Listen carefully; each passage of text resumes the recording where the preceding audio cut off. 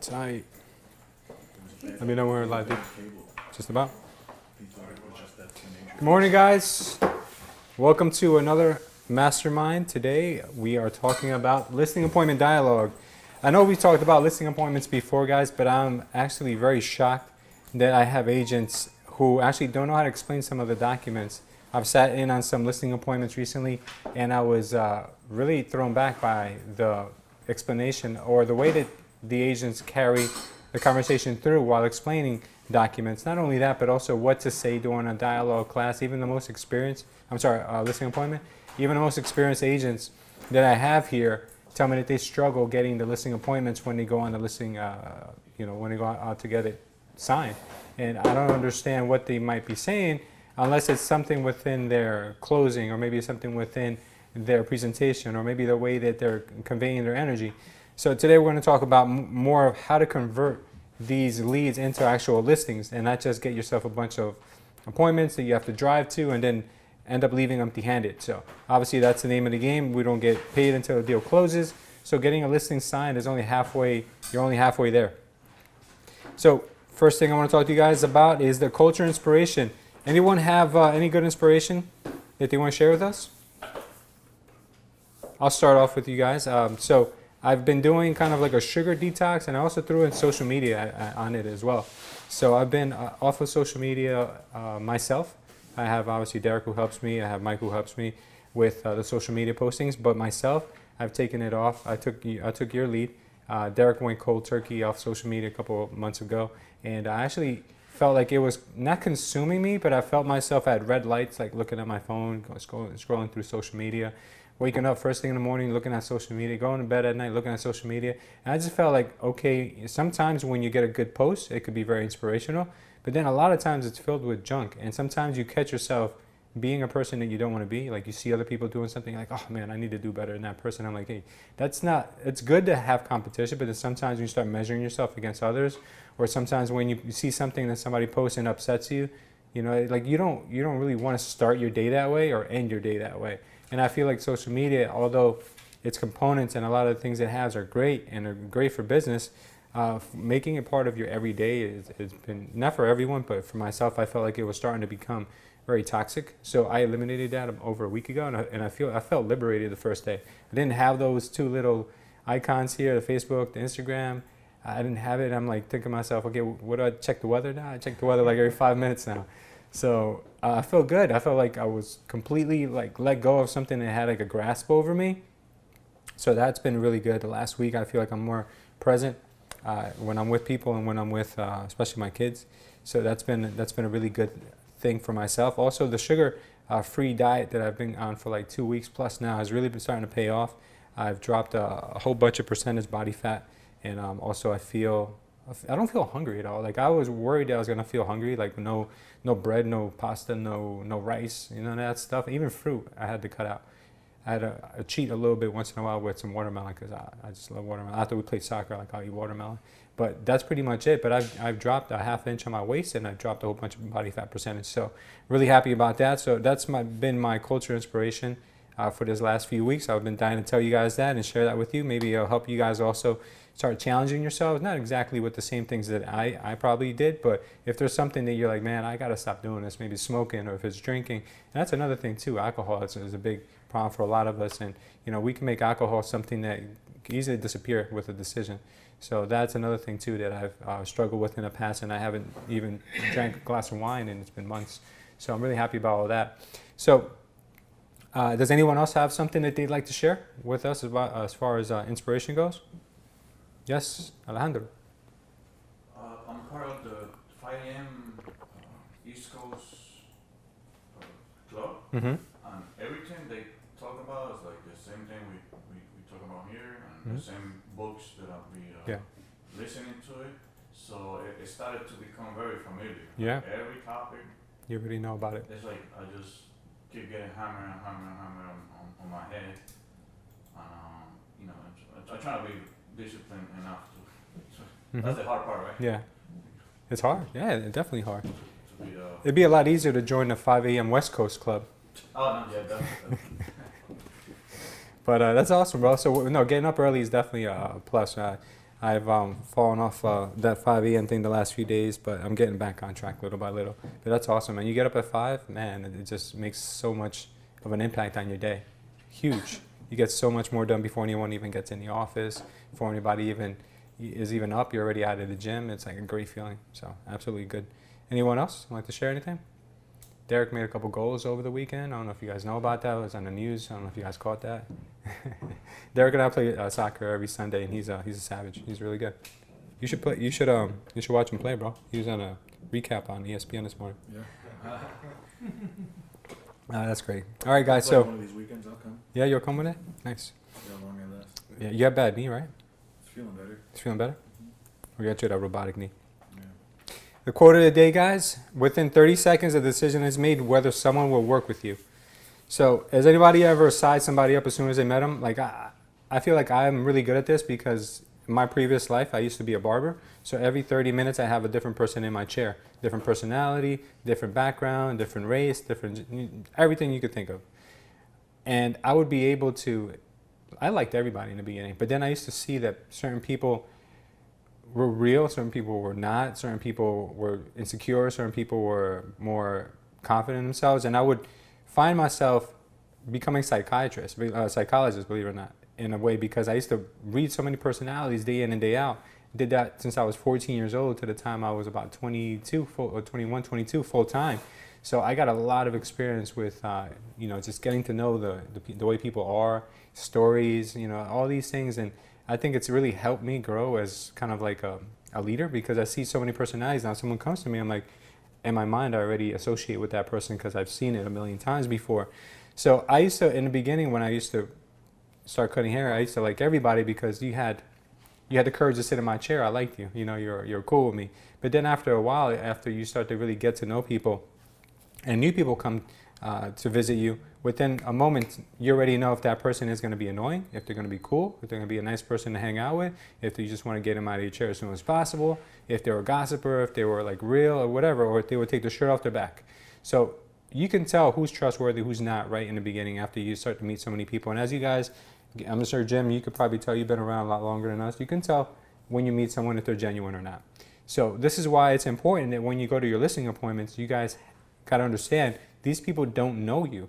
You could be the nicest person in the world, but if you show up with a dirty outfit, you show up late, you show up scruffy, you show up insecure about yourself, you show up not knowing how to explain your documents, they're going to judge you. Whether they're being polite to you or not, they're judging you. And they're going to figure out whether they want to work with you or not just because of the way you're carrying yourself. So always make sure that you think about all these things before you even show up to the appointment. I know some of our agents, they tend to dress a little bit more casual when they go to their appointments. They don't know you. It might be okay to be casual on the second or third time around, but the first time you meet with them, you want to dress at least with a button down, dress casual, business casual, but not like the way you would dress to go see like a movie or dress to see a nightclub or anything like that. You'd want to dress in a way where people are like, okay, well, you look very professional and I feel comfortable doing business with you. I'm just giving you guys an example of what some things might come up. So first things first, showing up to a listing appointment. First thing you need to always ask before you talk about anything else that you have to offer, how much experience, how many houses you sell, always get the person to give you their needs. Always, 100%, always first. Reason why is because you want them to feel like you care a lot more than what you may come off if you start talking about yourself first. So asking someone like, Alejandro, can you please tell me like why you'd want to sell this house? And you say, oh, I'm getting old and the stairs are starting to hurt my knees every time I get up and down the stairs. I just get these pains. You start to kind of like understand the person better, and then you can relate with them and say, I know what you mean. My mother or my grandmother suffers with the same arthritis problems, and I know that for her it's really difficult too, and that's why we got her a ranch, or that's why she moved to Florida where the weather's a little better. So you want to always try to relate to that person. Ask them first what they need, because they are going to give you all the clues. I told you guys this before. They will tell you everything you need to know if you just listen. If you just do a better job of listening than you do talking, half the battle is already won. Okay, so can anyone give me an example of going in there and asking for the person's needs before claiming all the stuff that you've done before? Alejandro, please. Thank you for volunteering. If you were to sell your house by tomorrow, what would you do? Okay, great. What are your plans? Well, if I sell my house by tomorrow, man, that'd be too short notice for me, first of all. But if I had to, I'd probably catch the first flight to California. I'd probably move to Southern California somewhere and just never look back. I just can't stand the winters here. I love it, over there. I've been there once or twice on travel, business travel, and I just said to myself, I got to find a way to get here. So that's probably what I would do. Now, I just gave you a lot of emotional reasons why I'd want to get out of here. Now, your job is kind of like facilitate that for me and help me remember that every time I start to have doubts, because with human nature, the one thing you're going to see that's going to pop up a lot, you're going to see a majority of the time with your clients, and it's going to frustrate you. And sometimes you feel like, okay, it's not my place to kind of interfere, is going to be procrastination. That's the number one reason why people don't buy a house or don't end up listing their house. Procrastination, because they always have all these doubts. Yes, they do. No, they don't. They're hot and cold. They're hot and cold. You get paid to help them make decisions. You don't just get paid to sell their house, because along the way, all the back end work is helping them make those decisions. When do they want to list it? For how much do they want to list it? For how long do they want to list it? What day of the week they want to list it? Where do they stage it or not stage it? Like, all these decisions are your job to not just be an order taker and have them tell you, but for you to guide them and give them ideas, examples, give them data. I'll show them all these things that they need to understand before they can go ahead and do anything. Once you guys give them enough information and enough suggestions, making a decision for them is much easier. So if I just sat here and I said, Derek, when do you want to sell your house? You don't know. You're not the expert, right? Derek, how much do you want to sell it for? You don't know. You have no idea, right? So instead of asking them all these questions, provide as much information as you can. Like, Derek, the data tells us that listing a home in the summer is probably your best shot at getting the highest price for it. And from the comparables I've been looking at, a home your size, the max it can sell for is $300,000 when it's totally renovated. Yours is in good condition, so the median sale price for your home is about $275,000. So what do you think about listing a home between $275,000 to $295,000 in that range? Does that sound okay to you? And when do you want to list it? Obviously in the summer, because that's when you get the highest price for it. So I've just given him all the information that he needs to take in order to give me a decision that I know is correct.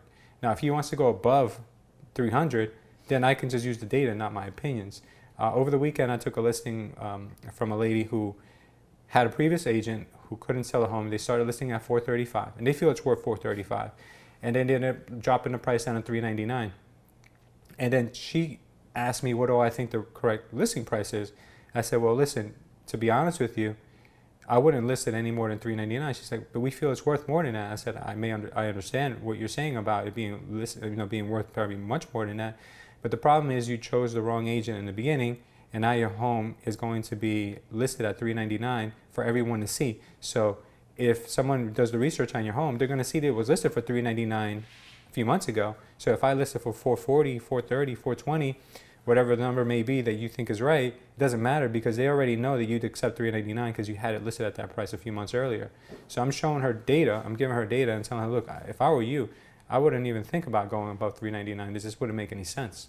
So I use the data to justify the decision I need her to make. So then I asked her, so what do you think we should list that? She's like, no, you're right, let's keep it at $399,000.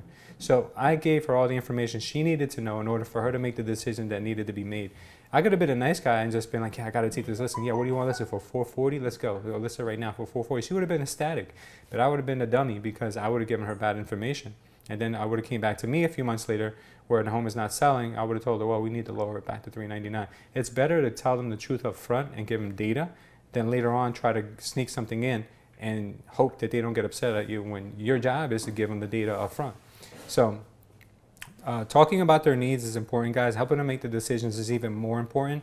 How many times have you guys felt that you've gone on a listing appointment and you've left out of there without the listing, and you know that if you would have pushed or maybe suggested a little bit more, you could have had the listing?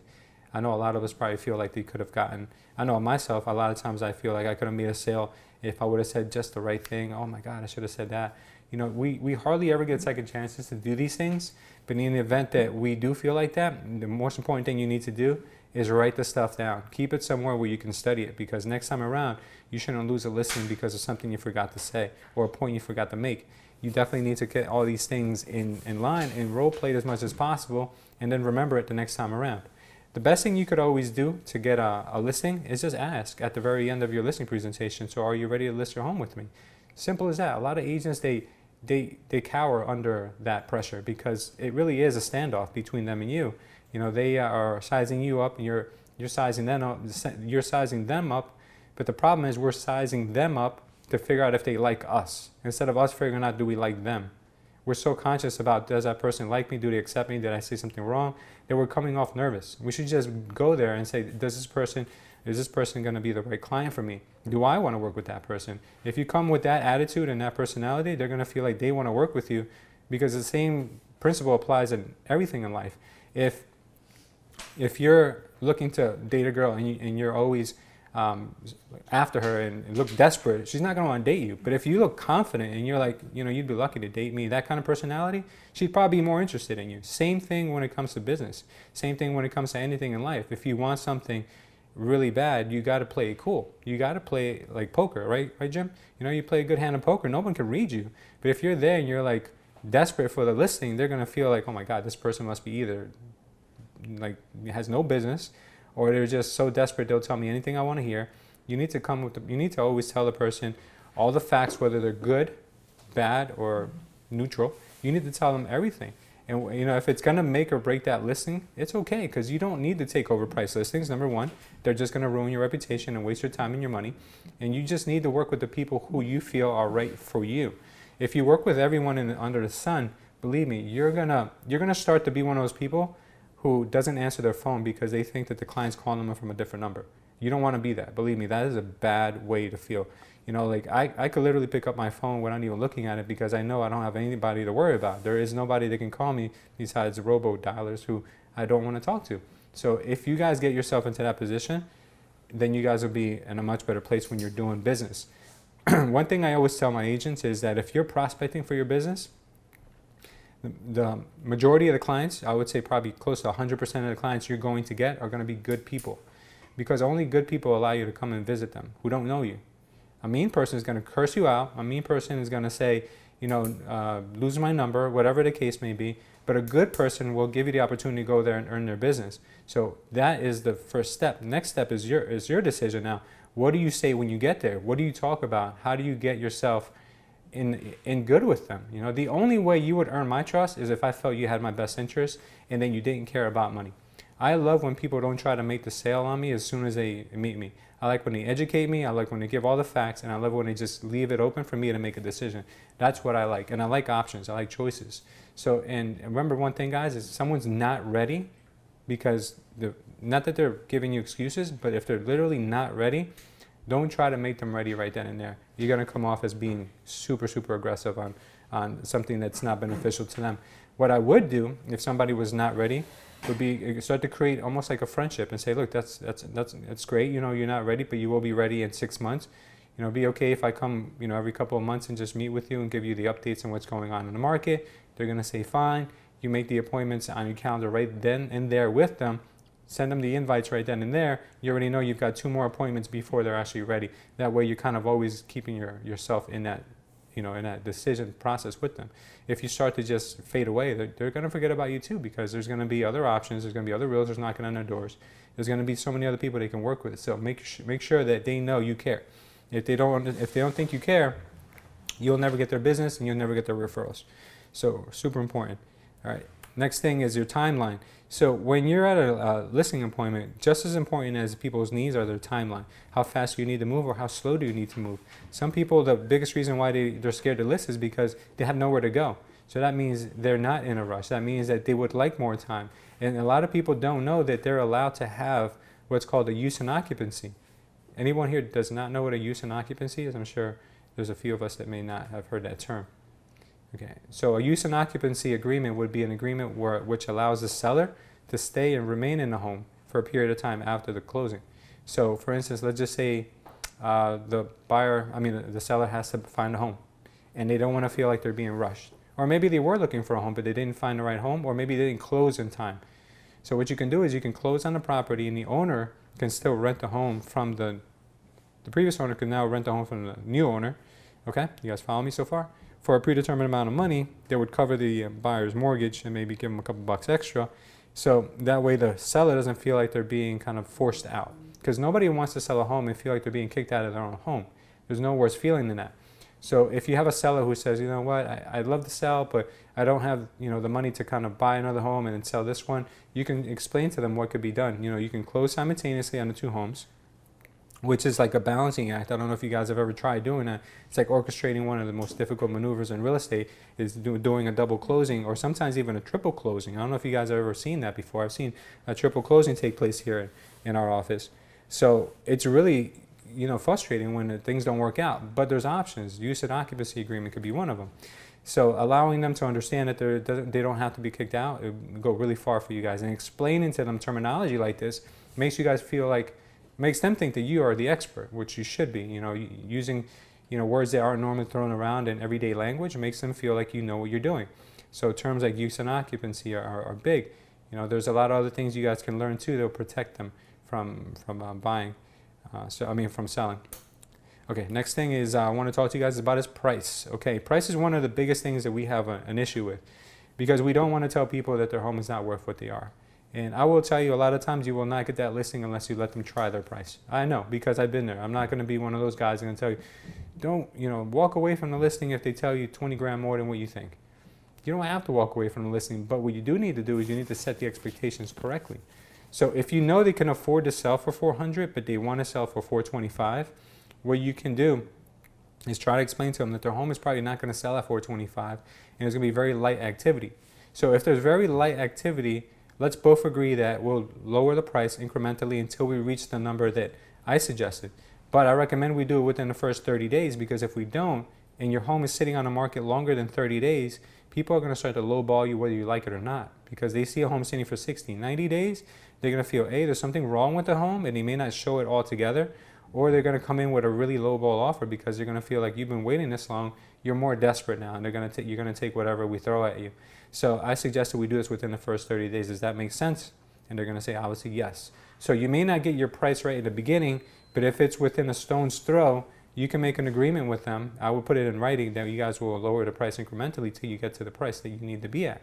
Now, later on, that helps you because if the person says, why is my home not selling? Derek, you didn't do an open house every day of the month last month. I think it's your fault. No. I told you this was going to happen. We only had 5 showings last week. We should be having 10 or 15 showings.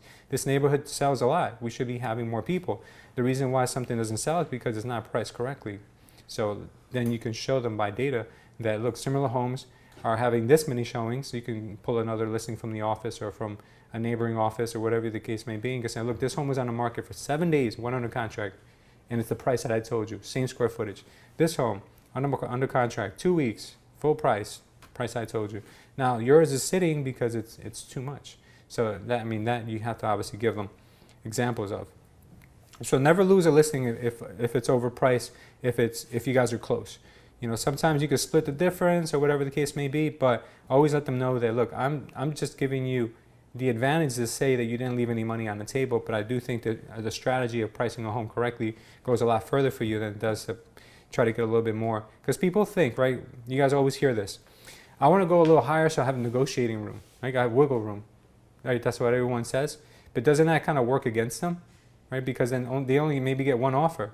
But if they would have priced it correctly, they would have had 2 or 3 offers, and then they could have probably got more than what they asked for. So, the people obviously have a hard time understanding that because they're not used to negotiating in reverse. They're used to negotiating, obviously start high and come down low.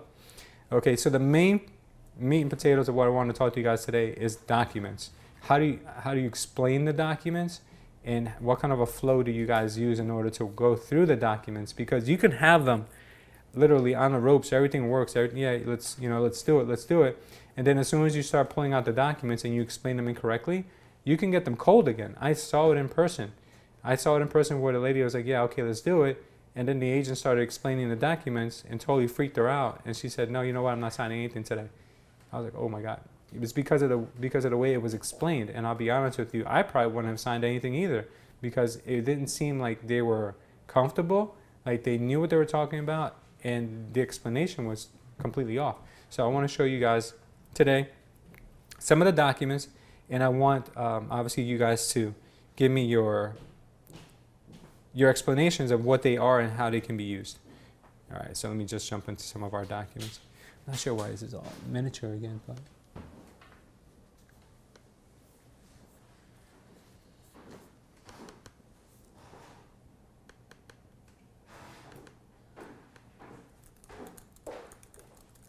Good morning.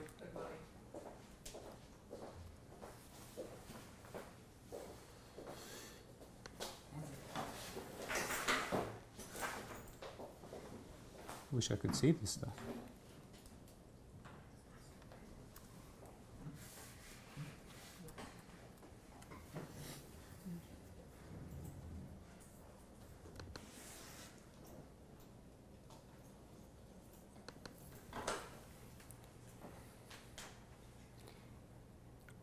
Okay, guys, so first document, you guys will probably recognize it, is the CIS, Consumer Information Statement. Okay, who feels like they know this document well enough to explain it to a client or to myself? Go ahead, Derek, you can explain to us. Okay, so the first thing I would say is this document, it's called the CIS, it basically explains how I'm going to be representing you as my client. Mm-hmm. And then basically from there, I'll explain the buyer's agent, like what that is, what a seller's agent is, what the disclosed due agent is, Yeah. and then transaction broker. So explain to me like I'm the client. I want to see how long it takes you, what kind of words you use, and how I feel. And you guys can also tell us how you feel after Derek is done explaining it to us. You want to come up here real quick, Derek? That way, because I think the audio's not really in front of you over there.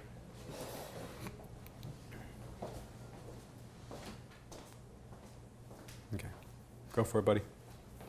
Okay, so Louis, this first page here is the Consumer Information Statement, the CIS. Yeah. Basically what that means is it talks about the different ways that I can represent a client.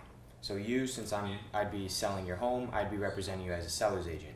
However, if you scroll down a little bit here, you'll see what a disclosed dual agent is. In the event that my office finds a buyer, then that basically says that we would be able to represent you and the buyer as well. Mm-hmm. Let's say if I was helping you find a home, I'd be representing you as the buyer's agent, and this can apply there as well. Let's say if you liked one of my listings or one of my office's listings, and then that's kind of really it, and I go on to the next Okay, page. but talk to me like I'm the client. Okay. You want to keep going? Or just tell me the way you would do it in a listing presentation. No difference. That's kind of how I did it, and I would just end it there, and then go to the next page. And then you would just end it there? Yeah. Okay. Okay. How do you guys feel the explanation of this document was by Derek giving you guys? I mean, believe me, Derek knows his stuff. He knows what he's talking about. He knows what he's explaining. He doesn't want to tell me the next page, Brian. Okay. So continue and tell me about the next page then. So what's on? Well, I mean, this continues on the buyer's agent, and then disclosed dual, the sellers, then transaction broker, and then they just sign here, really. Okay. So you're telling me that if I sign this, it states that I know you're representing me as a what? As a seller's agent or a disclosed dual agent. Okay. How does it? So if you become a disclosed dual agent, how would that affect me, in a way? So basically, in the event of that were to happen, I basically would not be able to negotiate because I'm representing both the buyer and the seller, and I want to be as fair as possible to both. Okay. Let's do something. Okay. I'm gonna put the timer on. Start from the beginning. Explain this document to me, Okay. and let's see if we can improve on it. Hold on a second. Stopwatch. It's in here somewhere. All the way on Oh, okay. All right. Let me know when you're ready. Good. Go. All right. Okay, Louis. So the first page here is the CIS. What that is talking about is basically it explains different types of relationships between an agent and a client, or how I'd be representing you. Since I'm going to be selling your home, I can represent you as the seller's agent or the disclosed dual agent. What that means is the disclosed dual agent, in the event that a buyer from my office, or excuse me, if I find a buyer or somebody brings a buyer to you from my office, we'd be able to represent both you and the buyer. If that were to happen, then we can't really negotiate in that sense, because we're trying to be as fair to you as possible to get you the most, but at the same time we have to be as fair to them as possible as well. Seller's agent, obviously I'm representing you, the seller. If we do not find the buyer, then that's how I would be representing you.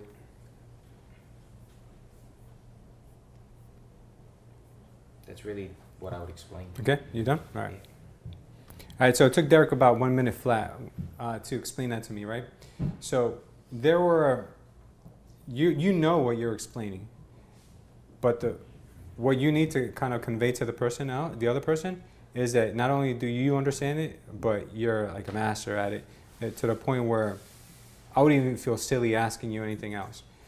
The fact that you went into details and giving me examples of what each one means, it gave me hypothetical situations in my head where I started to overthink what I'm about to sign. That's how I felt. Okay. How do you guys feel about his explanation of it? And we're doing this to get better, guys. We're not doing this to criticize one person or another who's up here. What did you guys feel? Honest opinions? Anyone?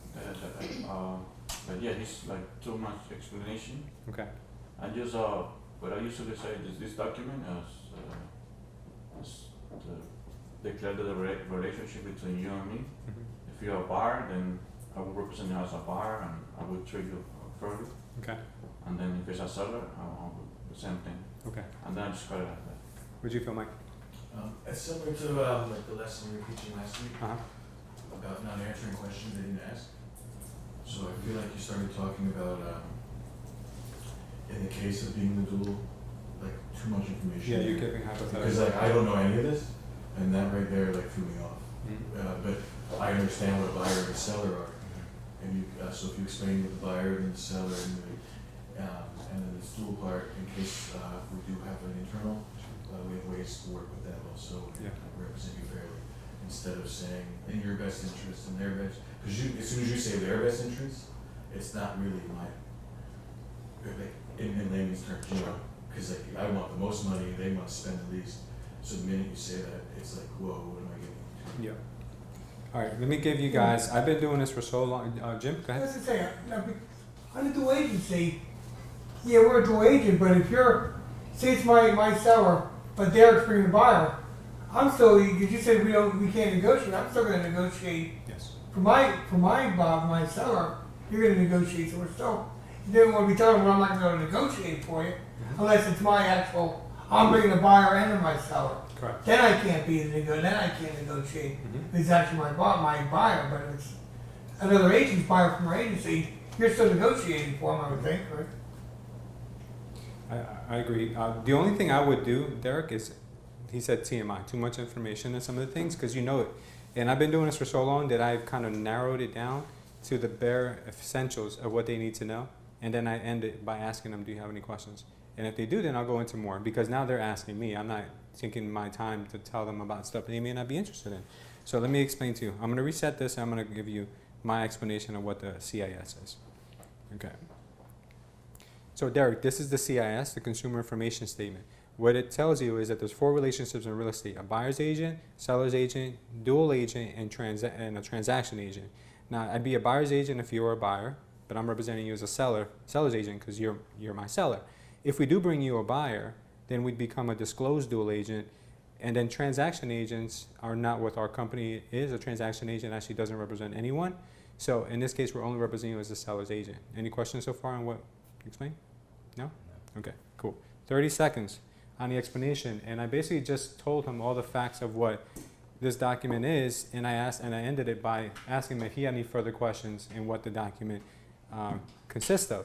So when I first started in this business, I used to read the contract with my clients. And I didn't know any better. The first time I did that, I was with my broker at the time, my first broker, and we were on the way to Atlantic City for the real estate convention. And we were late already as it was. And then I was like, can we stop by and get this contract signed? He was like, yeah, sure, no problem.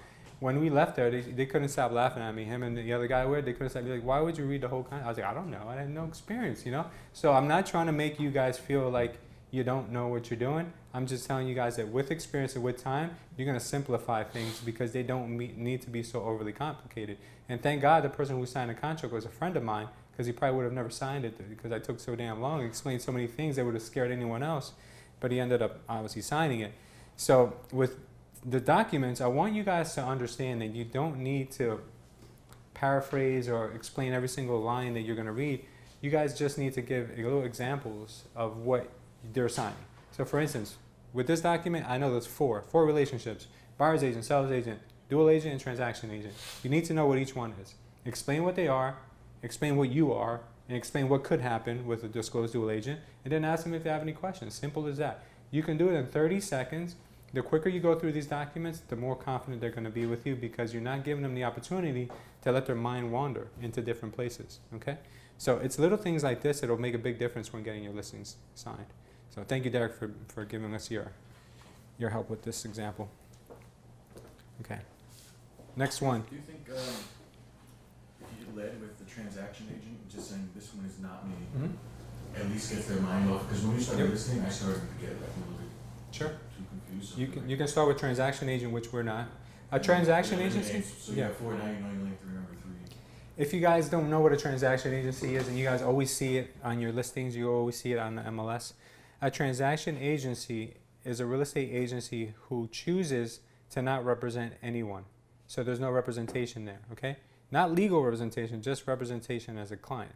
So the reason they don't do it is because they feel there's too much liability, but I feel the real reason they do it is because their errors and omission insurance is cheaper. Because since you're not representing anyone, the insurance companies don't charge you as much.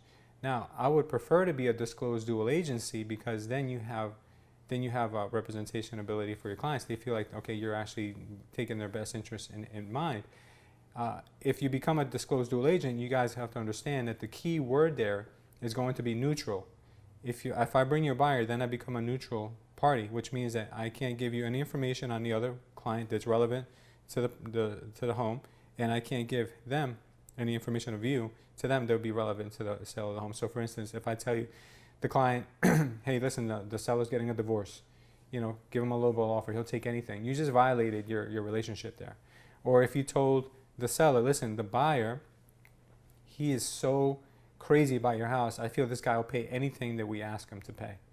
Then you're giving your seller an unfair advantage. So with being a disclosed dual agency, we have to practice extreme caution, which means that at that point we're just facilitating the transaction until the attorneys get it. Once the attorneys get it, they can battle it out however they feel best for their clients, but you have to remain a neutral party the whole time, okay? So it's very important. And if you guys ever feel like, hey, listen, I don't feel like I can honestly represent both parties equally because the seller is my best friend or the seller is my dad or my sister or someone, then you should always say, guys, Louis, can you represent the buyer for us? Be the point of contact.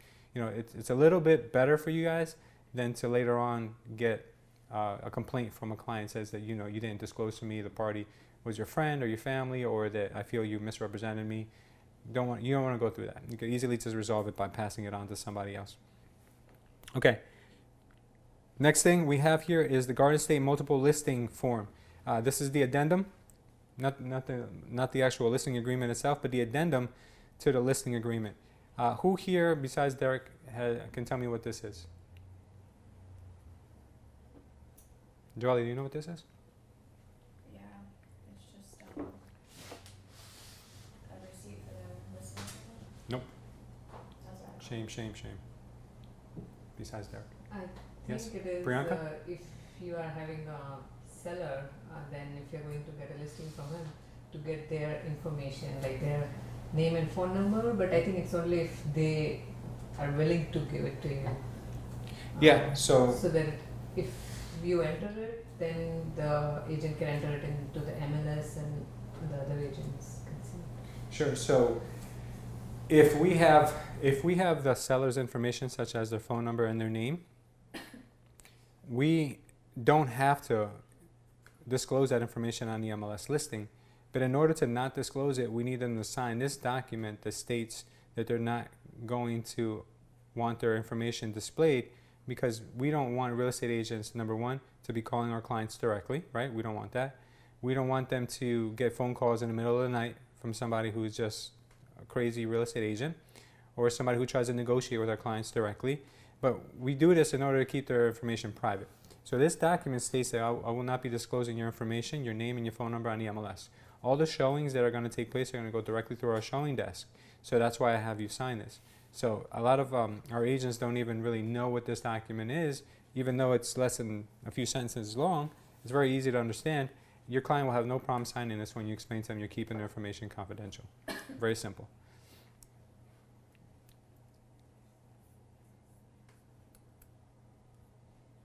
Okay.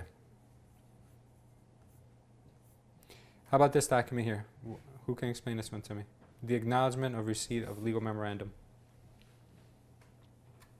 Yes, Alejandro?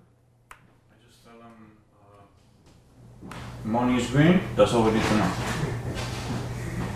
Yeah, the concept is the money's green and that's all we should care about. That's the only color we should care about.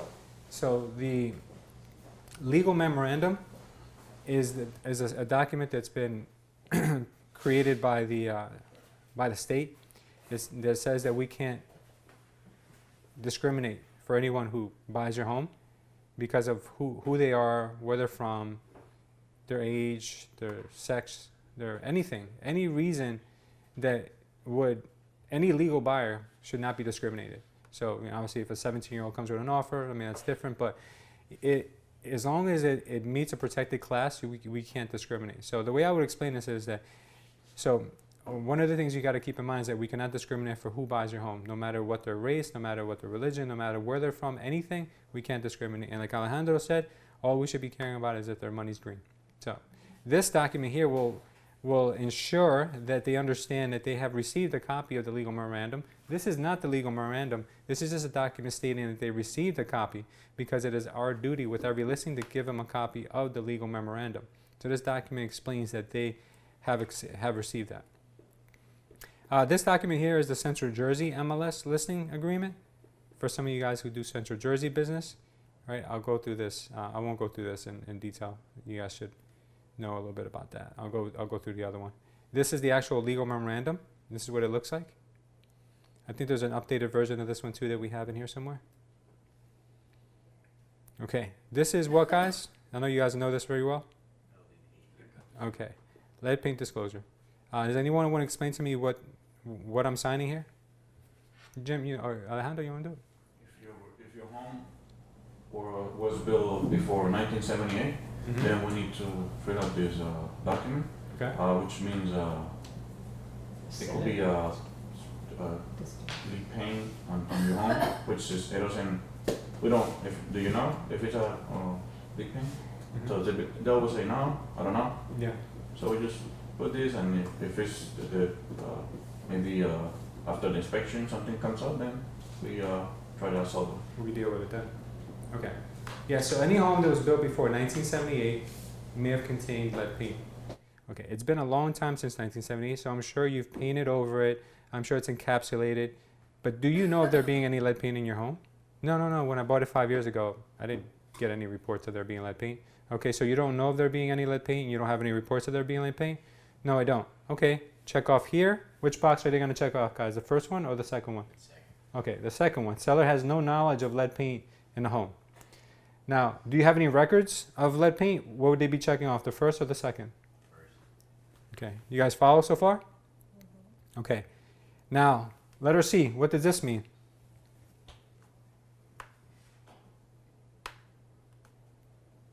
You guys don't know what I'm reading it, right?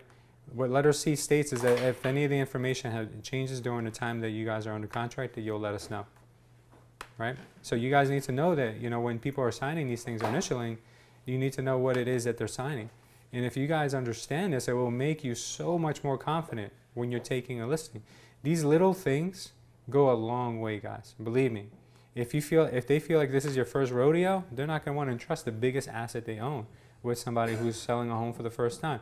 It could be your first sale, but as long as you know these documents, it won't feel like your first sale. It'll feel like you know what you're doing. So take some time, guys. I don't care if it's 30 minutes a week in practice going through a listing appointment, but just through the documents. Okay. And then obviously you guys noted down here, they need a signature. And then down here, you guys need to sign as well as the listing agent. Okay.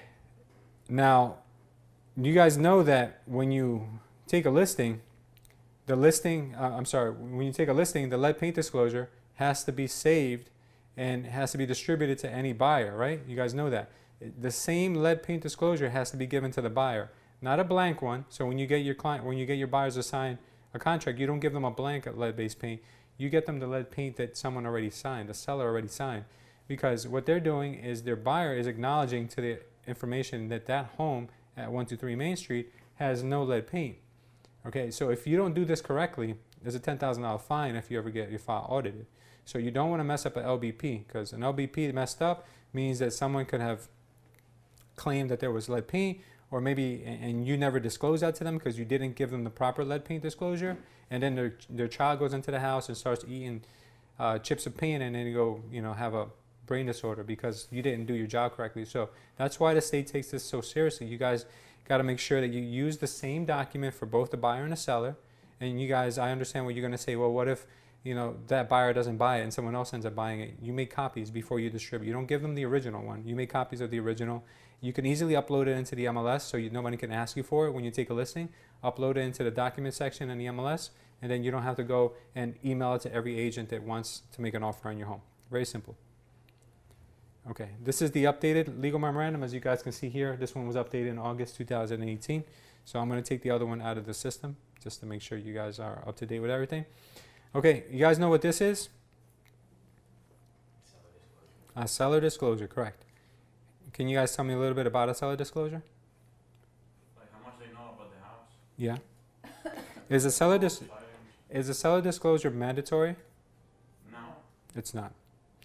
Why is it not mandatory? Because usually seller doesn't know the condition of the house. If they're like a flip, they're flipping the house, they might not know all the information. Sure. I mean, a flipper may not know to the extent of other people, but what if it was a bank-owned property? The bank's not going to sign this, right? They don't know, right? What if it is a, I always say that maybe that's one of the only reasons, or maybe an absentee owner wouldn't want to sign it because maybe they're out of state and they don't really know the day-to-day stuff with the house. It could be a lot of reasons, but main reason why this is not mandatory is because some sellers don't want to take the liability of disclosing information. They could be essentially wrong.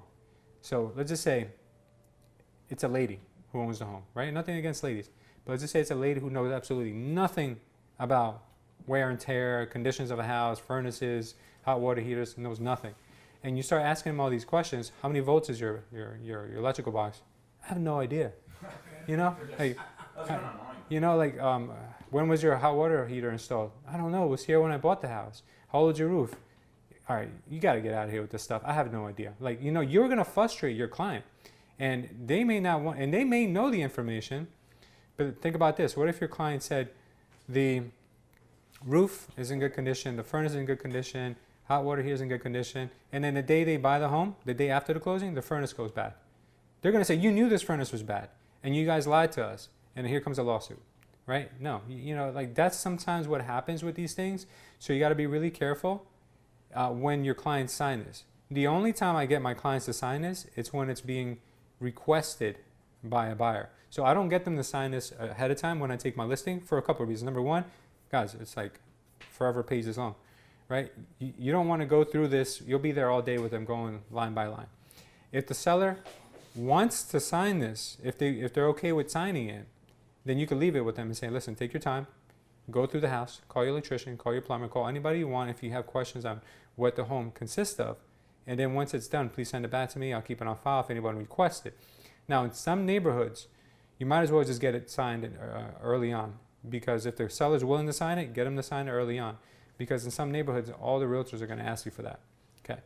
In other neighborhoods, you may not have that same request, and you may just ask your client for it as it's come up. So if it comes up that somebody wants it, you analyze it, like, look, the house has been sitting for a couple of weeks. We don't have any other offers. Would you consider signing it? Sure. Anything that you don't know the answer to, you can put, I don't know. There's an I don't know section. So for that lady who doesn't know anything about houses, there'd be a lot of I don't knows. But at least she's disclosing that she doesn't know. Now the buyer has to be okay with that.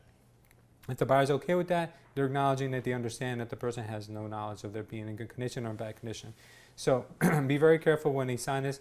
Let them know that I don't knows are okay if you really don't know. But just don't put I don't know just because you just want to get the paper off your table. In that case, you might as well not even sign one altogether. And Jimmy, you have a question? I was just saying, plus the buyer should and most likely is going to have a home inspection. Oh, absolutely. And find out anything that's not disclosed or is disclosed on there. That's what baffles me about these things, but I think the reason why they ask for this is to find out if they initially want to make an offer on a home, period. Because you know that to get to the point where you're going to do a home inspection, there's going to be money spent, retainers given, these types of things, and time lost. So if they see ahead of time all this information, they might be more willing to sign an offer on your home. And yes, a home inspection will definitely reveal anything that the person's trying to cover up. So don't tell them not to cover anything up. Okay, do you guys know what this document is? The referral commission agreement? Yeah. Okay, good. This document here, if you have a client who is out of your area and you want to refer to someone else from this office or another office, you use this document. If you guys are doing a co-listing with another agent, you sign this document. All right. If someone gave you a lead in the office and said, look, can you take care of this lead for me? You sign this document. You always want to make sure that you get this document signed. And I'll tell you why. Because I've seen it before, guys. I've seen it plenty of times. A person gives you a client. Two things can happen. You might think it's a gesture of good faith that someone's just giving you a client and tells you to, obviously go sell it.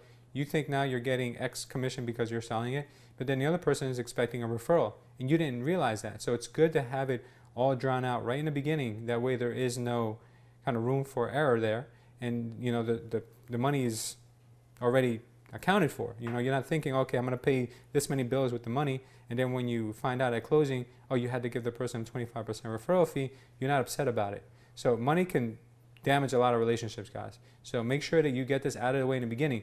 If you're not comfortable with taking giving someone a 25% referral fee, at least you know in the beginning not to take it. Okay. The other thing too is that sometimes the person thinks that they're getting a 50% referral fee, and you think you're giving a 25% referral fee. Because guys, it's uncomfortable to talk about money, right? It's real uncomfortable. But then when you find out later on that, oh, let me go cry to Lewis and tell him it was 50. Oh, let me go cry to Lewis and tell him it was 25. And then it becomes more complicated because now you guys hate each other. And then I have to mediate for you too. So in the beginning, it's always not recommended, but mandated that you guys get this in writing. I've seen it before where people said, no, I said 50. No, you said 25. No, you said 50. It gets ugly. So guys, make sure you always use this when you're working with another agent, okay? And if somebody gives you a referral for free and says, look, I don't want any money for it, get them to sign this at 0. I'm telling you, it's so important.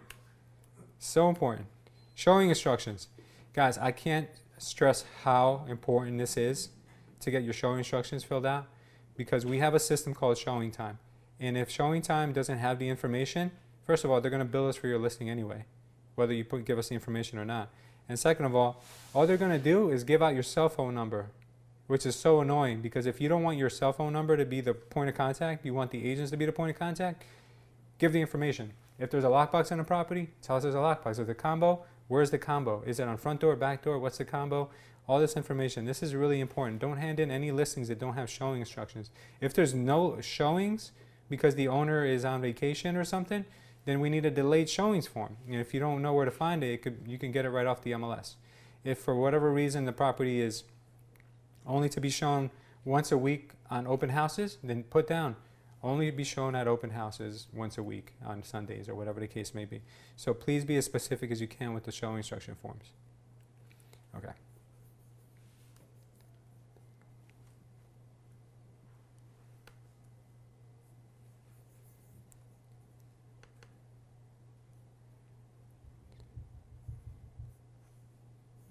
Okay. How many of you guys get a change form signed right away in the beginning when you first take the listing? You know what a change form is? Does anyone get it signed in the beginning? Someone once told me no one will ever sign a change form before a change needs to be made. Now, what happens if I take that overpriced listing? I'm going to have to hunt that person down for a change form later on? Right. You get it signed before doing. So if you feel like you're getting that listing and it's overpriced, I get them to sign a change form right then and there, and I don't date it and I exercise it later when they're ready, because what happens is, like, later on, to get them to sign something, they might be busy, they may take forever, and they may tell you, yeah, lower the price, and then you send them, you lower the price because they told you to, and then you send them the form, and then they take forever to sign it. And then meanwhile, the MLS is hunting you down. So what I do is I get the change form signed ahead of time sometimes, because the way I explain it is, in the event that we make any changes later on to your listing, I have the change form available, and you just have to tell me when to exercise it. So this becomes a very easy thing to explain if you ask for it. Let me see. I want to show you guys also the. Oh my God, so frustrating.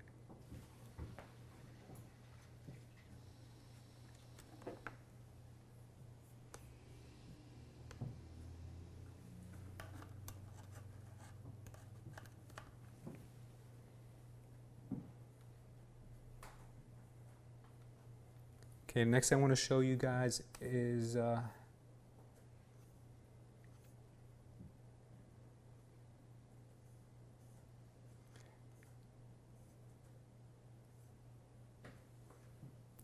where's the residential one? Oh, here it is. Explain to me what this is, guys, for the Garden State MLS. And why is there only one page? Can you guys tell me what this is? Input sheet for MLS. Yes, so Joelle says the input sheet for the MLS. So what does the input sheet mean? What am I signing? And why does it say page 5? You're gonna send that page just acknowledging that they're putting it on the MLS. Acknowledging that they're putting it on the MLS? No, that's a listing agreement. This is the input sheet. You tell me. Anyone else? It discloses how much we're gonna pay the buyer agent, Mm-hmm. No. and if there's any special showing instructions on the Garden State MLS. Okay, so I'm very glad we're having this class because yes and no, Alejandro, that's part of it. But this document is the input form. So basically everything there is to know about your house. What kind of heat it has, how many bedrooms, all the information that's pertinent about your house. Even the financial information, how much your taxes are, how much you're giving out for commission, all that information has to be inputted into the MLS. So what this is a listing input form. And the reason why we only have page number 5 here is because it's very redundant. What that means is that the same information we have to type into the MLS system is the same information that we're being expected to type out on this document. There's only one page for you to sign, which is on page 5. And there's no other initial pages. That's why we only have you sign the 5th page. If you'd like a copy of page 1 through 4, I can send that to you. But it's just going to be the information that you're telling me now about your house. How many bedrooms, how many baths, how many this, how many that. So all that information, I'm going to go ahead and manually input it into the MLS. Then what I'm going to do is I'm going to print that out from the MLS and send it to, print it out from the system and then send it to the actual MLS department. So it's redundant for me to have to type it out here, on here, and then also type it out on the computer. It's twice the work, so we don't do that. Obviously, we try to save time by just getting the page that's important signed. So that's what a listing input form is. So it's all the information about your home that we're disclosing and putting on the MLS. The reason why we only have page 5 and we don't have page 1 through 4 here are because they don't require any signature, and the same information that you're giving us, I'm putting into the MLS, would be the same information that's here. So I don't do the work twice. I just print out the information later on, and I can send you a copy of that if you'd like that. So that's the information that's here, guys. So does that shed some light a little bit on what this is? Okay. I want you guys to be very comfortable with what we're getting signed. All right, let me open up a Garden State MLS now.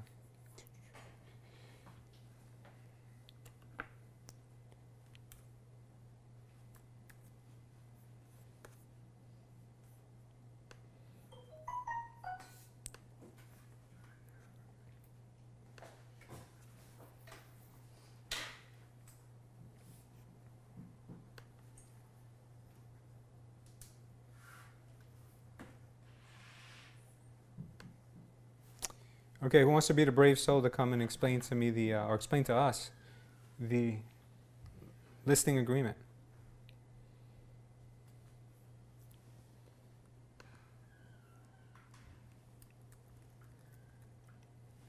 Come, Joel. I feel like picking on you today. Come on. Come on, come on. Come on. You've been doing this. You've been doing this for 4 years, and you can definitely. You're not listening. Come on, I'll teach you now. Come and teach. Teach us, Master.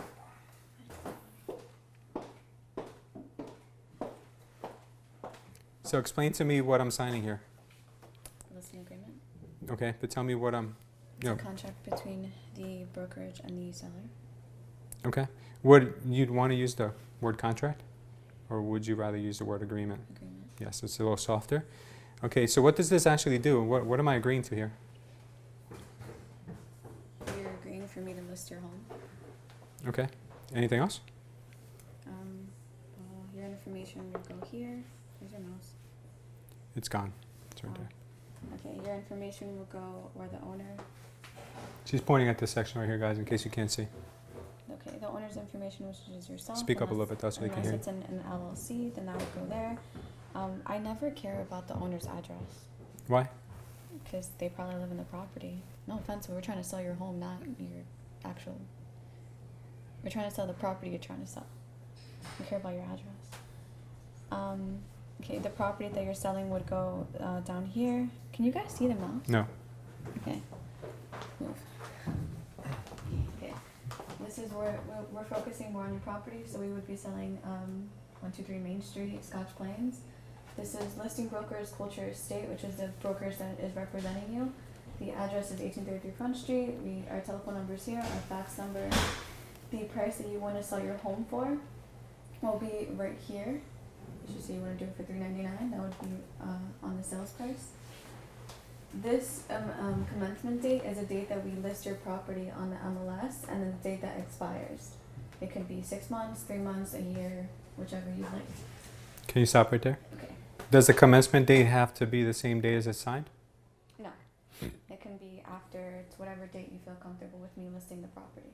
So that means that if I agree to work with you today, it doesn't have to go on the MLS today? Nope. It can go on in a week? A month. A month? Week, Okay, day, good. hour. Okay. The name of the licensee would be me, as I'm representing you. The listing brokerage, which is the company I work for, is Culture Estate. In this case, I would be seller's agent and disclosed dual agent, just in case I do find a buyer for you. I always say sub-agents don't exist. They do exist. I know, but we just don't. We don't work with sub-agents. Yeah, we don't work with sub-agents. I would put no, check off no. Buyer's broker, because the buyer's agent does have to get a compensation. So I would put 2 point whatever point minus 100 for MLS fees. Same thing for transaction brokers, 2.5 minus 100. What's a transaction broker? Someone that doesn't represent neither. Okay. For fees. I just learned that today. Okay. Okay. In this case, this is not a rental, so I'm going to focus on sale commission, which is the full commission that we're going to be. How much is your commission? We normally charge 6%, but for y'all do 5. Really? Actually 7. Okay. I feel so honored. Okay. What does number 6 say? So, numbers. I never do number 6. Is that bad? Well, is it bad? I guess. I've never seen that until like probably some time ago. Mm-hmm. Okay. Do I have to say number 6? Yeah, what is it? Can you say it? Because I don't know. Key box. Oh, do you want a guard? If you will feel comfortable having a garden state lockbox, which means that people can have access with the key. Mm-hmm. There you go. So you have to give authorization whether you're allowing or not. Yes. Now, in this office, we use a lot of combo lock boxes. Would that also pertain? Not with the garden state key box. No, that's just a combo lock. Okay. Number 7 is pretty much the same thing that I put in number 4, just 2.5 minus 100, and then all the way down is where we get to signing. How do you figure out how much commission you're supposed to give the other agency? Because you said it's 2.5 minus 100. What does 100 even mean? 100 is for MLS fees. If I put in more than one MLS, like Garden State, they charge 1%, one amount, and then if it's also Middlesex MLS, they charge another amount. So I don't want to just. Okay. It covers the MLS fees. Sure. So it's not actually an MLS fee; it's an administrative fee that encumbers part of the MLS fee. Because it's called administrative fee because you either have to do it yourself administratively, or you got to pay someone to do it. So that's why we're allowed to charge that. So if you guys ever wonder why there's only a $25 charge with some agencies, or sometimes there's a $250 charge in some other agencies, it could be whatever you want as long as it's not out of this world. $250 is probably the highest I've seen. But you got to make sure that you understand that you don't want to do that when the commission is only going to be $1,000. You don't want to charge $250. You got to be very conscious how much money is being paid to the other brokers. Jim? I was going to say, so in the commission, you could be getting 5%, but I see a lot there. You don't know if they're only charging 4%, like 2% for the buyer. Sure. Agent. We don't know what they're actually getting. Yeah. I got a question. Is that during the closing? Is that going to come out at the closing? Like if I'm the buyer's agent, is all that going to be disclosed at the closing? I don't know what they. You'll know you'll know on the HUD 1 how much commission the other agency got. Eventually, at the end. Yeah, the closing disclosure And shows I'm everything. never dealing with that agent again because he's taking. Oh, you will. He's taking 4%. I'm getting 2. Oh, you may say that, but you will if you have a good listing again. If it's a good listing. So one thing I will tell you guys that when you do take a listing is never give the buyer's agent any less than 2.5%. You're gonna be doing your client a big disservice by doing that. I was supposed to say that because I've heard you say it in listings. Yeah, go ahead, say it. I'm No, sorry. there you Say. Okay. When is it okay to give less than 2.5? Because not that many people would want to work for you for less commission, Yeah, but when is it okay to give less than 2.5? unless it's a short sale.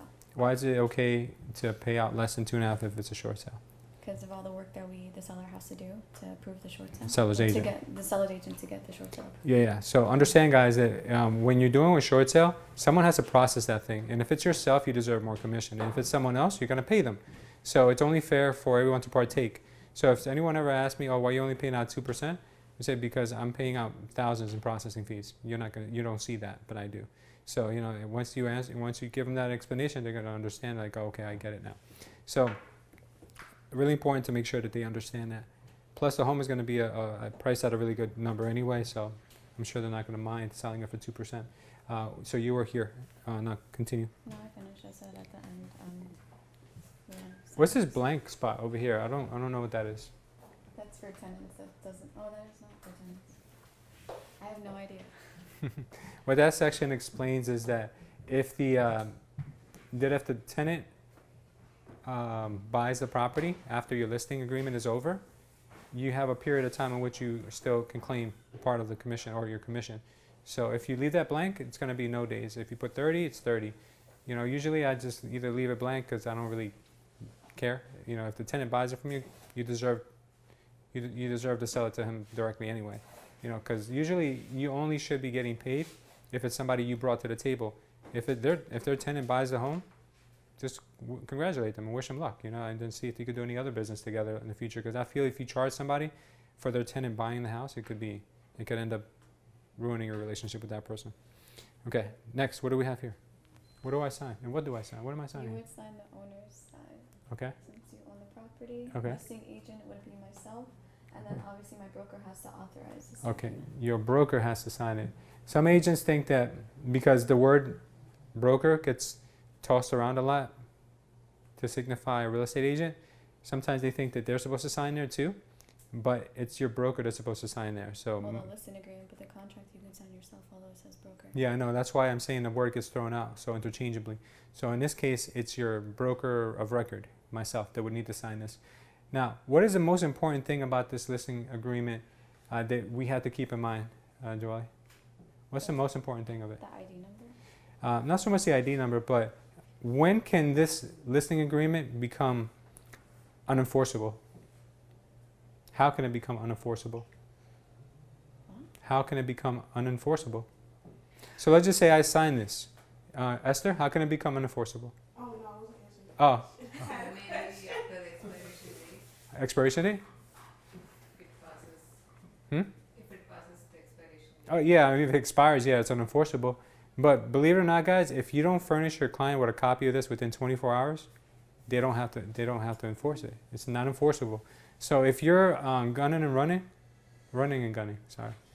If you're running and gunning and you forget to give your clients a copy, and then another agent goes and gets it listing after you, and they give your client a copy and they put it on the MLS before you, that becomes their listing. See, they don't teach you this in school. They don't, but School of Hard Knocks teaches you this. And I've been to 2 of them. Yeah. Wait, So, yes? just to go back, you said that the listing agent part you sign, we don't sign? No, the broker part. There's 2 parts. Authorized representative, Oh, okay. broker ID. Okay. Yeah, I signed that. So as soon as you guys get these listing agreements, make sure once I sign it that you guys send a copy to your clients by email, okay? Even if it's after 24 hours, but at least send it. If you don't send it at all, they can have a complaint against you, and they could void their contract with you because they're, you're supposed. That's part of your duty is that you have to give them a copy of this, and especially a copy of the legal memorandum, which is not on here, but I think it's separate from here. This is just the definitions of everything. So make sure you give them both those things, guys, the legal memorandum and this listing agreement, and then that way you can have yourself a valid listing. I've seen agents lose listings in the past because they haven't given them out, and I've seen agents lose listings in the past because they weren't the first to put it on the MLS. So that could be an issue too. So make sure you put that thing on the MLS as soon as possible, unless you have a delayed showing because of them doing repairs or whatever the case may be. All right? Good stuff. I was going to tell you, you should probably specify more about the input sheet, that you don't have to sign the last page. You don't have It to? says broker. I don't. Oh, you mean them? Huh? No, you don't have to. I sign don't. it, they can sign it too. They can sign it? Yes. Let me see. It says broker and listing agent or something like that. Are you sure?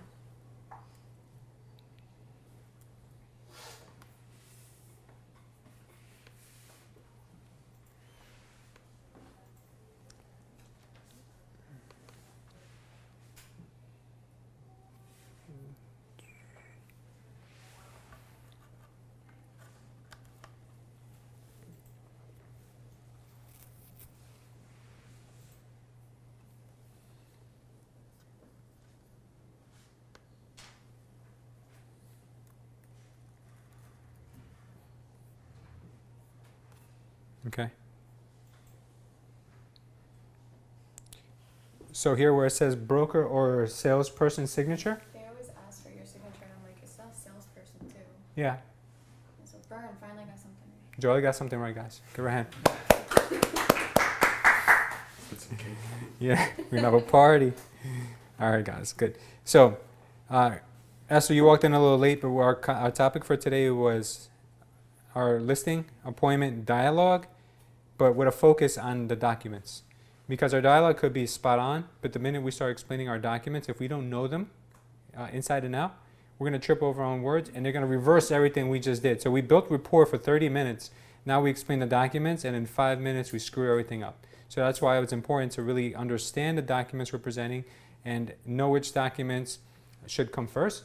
I don't know if you guys ever thought about this, but what document should be the first document you should be explaining? I put the CIS first. You said CIS. Anybody else? Listing agreement. Listing agreement. Why the listing agreement? Because that's the basic It's the thing. most that you important need one, to- right? Yeah, one of the most important So from if you guys perfect your listing agreement explanation, it's too late. They signed it. You know, so the rest of it you could screw up, but you still got the listing. So if you're brand new, perfect the listing agreement first. Get it signed first. Then you screw up the CIS, screw up the lead paint, screw up everything else, but you got it signed. Okay, so that's the kind of a mentality that I think you guys need to. 24 hours to get them to do it. Yeah, and you got to give them 24 hours to get them paperwork. Mentality you guys need to be in if you're new. If you're not new, and you know everything inside and out, the order still should be in that way because it kind of already solidifies that you've got yourself a client. And then you relax. Believe it or not, you got the listing signed. You're like, oh, okay, sign. Now, okay, now you have fun with them, and but if you leave it for last, then you kind of feel like, oh my God, they still haven't even signed the listing agreement, and I hope I don't screw things up. I hope they sign it. And by the time you get to the last one, it's like that suspenseful scene in a movie where you don't know what's going to happen, and you don't want that. You want to get it out of the way first. It's like a Band-Aid. Rip it off and get it done, and then the rest of them are much easier for you guys to explain and get through. So it's little things like that that are going to make a big difference when you guys are taking listings. So I'm glad you guys. But the CIS is also very important. CIS is super important, guys, and that CIS should always be dated the day that you first start talking to them about business. So if you go to a listing appointment and you don't get it that day, you get it a week later, you can backdate that listing, that CIS to when you first met with them, because it's important. That has to, even though it doesn't have to be signed first, it should be dated on the day that you started working together or on the day when you first met. So that's super important. Thank you, Jolie, for bringing that up. Why is the CIS important, guys? It should be always dated on the contract date, on the listing date, or prior to. You guys know why? There's a commencement date field, and mostly the day we put it on the MLS. Usually that would be the first day when we get the listing agreement signed. So we put the same date as. Yeah, but why is it important? Why is the law state that we need to explain that to our clients right away? Because if they're Esther? signing, It's the relationship between you two, Yeah. describing about the relationship. Yeah, it's describing the relationship. So why is it important? Esther, you. So that they're fully aware of what things are supposed to look like, so Yeah. there's no undercuts or Mhm. or like just anything hidden. Sure, there's transparency. Yeah. Yeah, there. I was going to say because I feel it doesn't make sense if they're signing a listing agreement, but they don't know how you're going to represent them. Yeah, of course. Now, sometimes people think that we're trying to lock them into a contract when we get them to sign a CIS, and it's the opposite. We're not. We're actually trying to give them more information and educate them. So the reason why you get them to sign a CIS is because you're the licensed professional. So that gives you a lot of expertise and knowledge that they don't have, which could lead you to taking advantage of them. Okay? So the state has made it where in order for you to protect your clients, you have to make them aware of how your representation towards them is going to be. If you don't explain that to them initially, right in the beginning, you could be misleading them. So for instance, if you're only a seller's agent and you're not going to be a buyer's agent, and you start talking to somebody about buying homes, you might be steering them into buying a home that is best for your seller and not for them. You understand? If you're a buyer's agent only and you're working with a buyer, then they feel a little bit more comfortable that you're going to be taking their best interest in hand.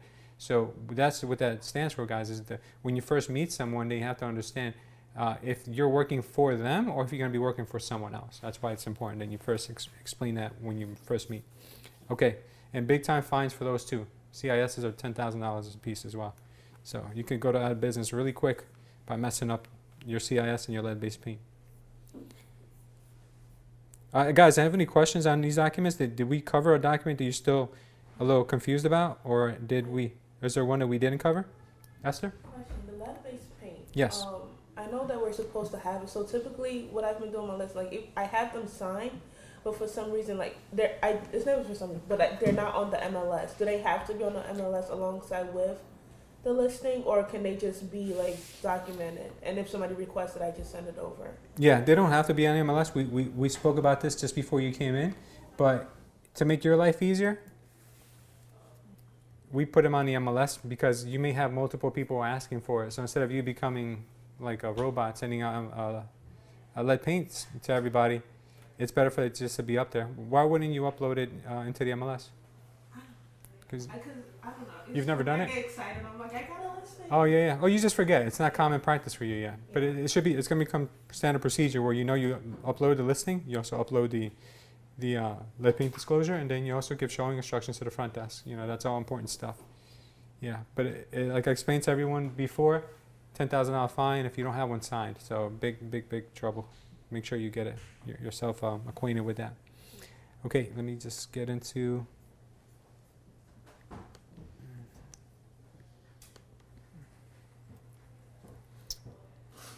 Okay, all right. So we covered documents. Does anyone else have anything to add? If not, I'm going to jump into our announcements. Anyone? Okay. Now we didn't cover short sale documents or anything like that. That's obviously a niche thing. I don't want to obviously go into something like that and throw too much at you guys at the same time. But we can cover whatever you guys want as far as a topic for next week. Just let me know. You guys can shoot me an email or text me, whatever you guys want to find out more about. But I like the fact that we covered today things that get often overlooked as far as like how comfortable are you explaining these documents? Because I feel like that could play a big part in you guys not getting the listing. If you guys don't explain the documents correctly, or don't explain them correctly, or don't explain them at all. Sometimes you just tell people sign here, sign here, sign here. It could be just as detrimental as over-explaining something. There has to be that perfect happy medium where you guys make them feel comfortable, but at the same time don't talk too much where you get them confused and scared. All right, so first thing I want to talk to you guys about as far as our announcements go.